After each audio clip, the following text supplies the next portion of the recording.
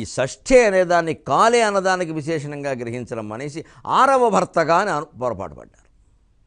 వారు పొరపాటు పడతారా వీరు పొరపాటు పడతారా అన్నది ప్రమాదో ధీమతామపి అన్న సామెత ఉండనే ఉంది.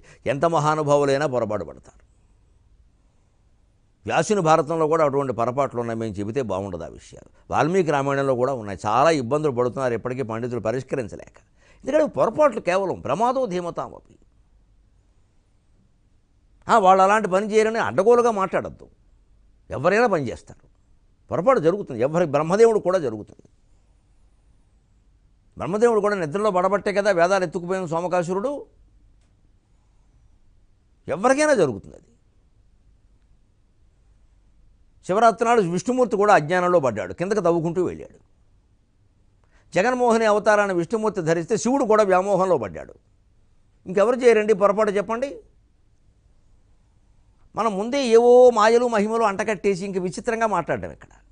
అలా ఉండదు ఎక్కడ చరిత్ర.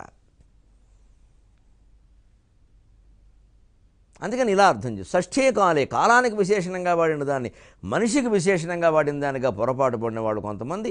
అలాగే రకరకాల ప్రతులు ఉండడం వల్ల కొంతమంది ఎవరన్నా కావాలని దిద్దేసి ఉండొచ్చు. మంచి రక్తి కడుతుంది కథ. మరి ద్రౌపది కూడా పెళ్లి చేసుకుంటుందంటే రక్తి కడుతుంది కథ. ఇక దాని మీద వీరేదో అంచెతముఖ పాంచాల రాజపుత్రి అంచెతముఖ పెండ్లియాడును ఆరుగురు వరసనని వీరు రాస్తే ఇక తిరుపతి వెంకట కవులకు ఏం పోయింది? వాళ్ళకి నాటకం ఆడడం ముఖ్యం. శుభ్రంగా బ్రహ్మాండమైన పద్యం రాసేశారు వాళ్ళు. ఏసతి వర్ణియందు జనించెను, ఏసతి కోసమై నీవు రాజు ఇంత చేసిరి, నాసతి పెండ్లి ఆడగలదు ఆరవ భర్తగా సూర్యనందన అని స్పష్టంగా అచ్చ తెలుగులో ఆరవ భర్తను రాసేశారు వాళ్ళు. వాళ్ళకేం కావాలంటే ఆ నాటకం బ్రహ్మాండంగా ప్రాచుర్యంలోకి రావడం, ఏదో ఆవిడ మంచి అటువంటి మాట ఉంటే కానీ రక్తి కట్టదండి. ఎలేస్తారు జనం, ఎలా కావాలి. కానీ కాస్త మూలాల్లోకి వెళితే తప్ప భారతీయ సంస్కృతి యొక్క అంతస్తత్వం అర్థం కాదు. ద్రౌపది నవ్విన విషయం కూడా ఇలాగే పొరపాటు జరిగింది. ఆది కవిగా మనం భావిస్తున్న మహానుభావుడే పొరపాటును గ్రహపాటును పాంచాలయు పాండుపుత్రులను నగిరే అని రాశాడు. అక్కడ పాంచాలి నేలేనేదయ్యా మహానుభావ. వ్యాసభారతం చూస్తే అర్థమవుతుంది. పాంచాలి లేనే లేదు. మీరు అనుమానం ఉంటే ఈ రెండు విషయాలు కూడా విజయవాడ లలితా త్రిపుర సుందరి పరిషత్ వారు పాలపర్తి శ్యామలానంద ప్రసాద్ గారి యొక్క సంపాదకత్వంలో తిప్పాభట్ల రామకృష్ణమూర్తి గారిని ఒక ఆయన, సూరం శ్రీనివాసులు గారు ఒక ఆయన వాళ్ళ చేత రాయించారు. మహాపండితులు వాళ్ళు. ఓరియంటల్ కళాశాల అధ్యక్షులుగా పనిచేశారు. దశాబ్దాల తరబడి సంస్కృతం బోధించిన మహానుభావులు వారు. వ్యాసభారతం మొత్తం 1700 సరళమైన వ్యావహారిక తెలుగు భాషలో అనువాదం చేశారు. వ్యాసభారతం తెలుగు వచనం 20 ప్రతులు ఒక సంపుటిగా లభిస్తుంది. ఇదివరకే నేను చెప్పాను, 3 మంది కొనుక్కున్నారు. అందులో మీరు ఈ విషయాలు చూడండి. ఈ ద్రౌపది కన్నరాయబారం విషయం కానీ, అది అలాగే మైసభ విషయం కానీ, ద్రౌపది నవ్విన విషయం లేవనే లేదు. అక్కడ ఇప్పుడు శ్లోకాల నెంబర్లు ఇచ్చారు, మూలాలు ఇచ్చారు. చాలా చోట్ల పాఠాంతరాలు ఉంటే అవి కూడా చిన్న చిన్న అక్షరాలతో వేశారు పాపం చాలా కష్టపడి. పలానా గుజరాతీ ప్రతిలో ఉంది, పలానా నేపాలీ ప్రతిలో లేదు, నేపాల్ ప్రతిలో ఉంది, నిడదవోలు ప్రతిలో లేదు, మమ్మల్ని ఏం చేయమంటారు అన్నట్టుగా వేశారు అక్కడ. ఇలాగ మనం మూల గ్రంథాలు చదివి మాబోటిగాళ్ళం ఎందుకు చెబుతాము అంటే ప్రేక్షకులు అర్థం చేసుకోవాల్సిన భారతీయ సంస్కృతి పరంపరాగతంగా రావడంలో ఈ రామాయణ భారతాల విషయంలో అనేక పెట్ట కథలు, పుట్టగింపు కథలు చేరిపోయి మొత్తం దెబ్బతిందండి వ్యవహారం. జనప్రచారంలో ఉన్న కథలన్నీ వాస్తవంగా జరిగాయని మనం అనుకోకూడదు.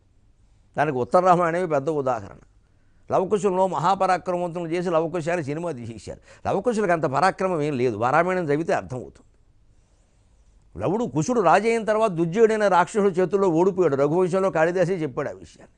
పెద్ద అయిన తర్వాతే ఓ రాక్షసుల చేతుల్లో ఓడిపోయిన వాడు 6 ఏళ్ల వయస్సు ఉండగా రామచంద్రమూర్తిని లక్ష్మణుని శత్రుఘ్నుని జయిస్తాడా? అసలు లవకుశులు యుద్ధం చేసినట్టుగా ఉత్తరాఖండ మొత్తం మీద కల్పితమని చెప్పుకుంటున్న ఉత్తరాఖండలో కూడా లేదు. అసలు అశ్వాన్ని ఆపడమే లేదు అక్కడ. అశ్వమేధయాగం జరిగింది అంతేగాని అశ్వాన్ని ఆపడం అన్న సమస్య లేదు. అశ్వమేధయాగం దిగ్విజయంగా జరిగింది.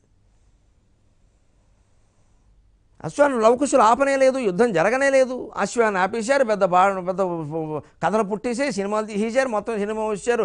ఆడు దటంచు చంపుడని శేషపద్యాలు పాడేస్తారు సినిమా కోసం. జనప్రచారంలో ఉన్న కథలు సినిమా వాళ్ళు తీసుకుంటారు, వాళ్ళని అనడానికి కూడా వీల్లేదు. జనప్రచారంలో ఉన్న కథలు తీసుకుంటారు. వాళ్ళకేమిటి ఈ సినిమా అడ్డం కావాలి, రక్తికి అడ్డం కావాలి. లవకుశులు రాముడు కొట్టుకుంటే సినిమా బాగుంటుంది. అంత శాంతియుతంగా ఉంటే సినిమా ఎవడు చూస్తాడు? రామాంజనేయ యుద్ధం, గయోపాఖ్యానం, కృష్ణాంజనేయ యుద్ధం, యమాంజనేయ యుద్ధం, లవకుశులు రామలక్ష్మణులతో యుద్ధం చేయడం అన్నీ శుద్ధ కల్పనలు. ఎందుకంటే వీటి వల్ల మొత్తం సంస్కృతి దెబ్బతింది. భగవత్ స్వరూపులైన వాళ్ళ పట్ల మనకు అపార్థాలు కలుగుతున్నాయి. ఇంత చిన్న విషయానికి ఎలా కొట్టేసుకుంటారా?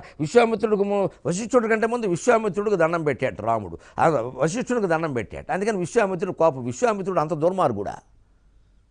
తనకంటే ముందు వశిష్ఠుడికి దండం పెట్టేంత మాత్రం రామచంద్రమూర్తి ఏ ఏతను పట్టుకుని చంపేయమంటాడా? దండం పెట్టకపోతే చంపేస్తారా? అదే భారతీయ సంస్కృతి, అదే ఋషిత్వం, అదే తపస్సు.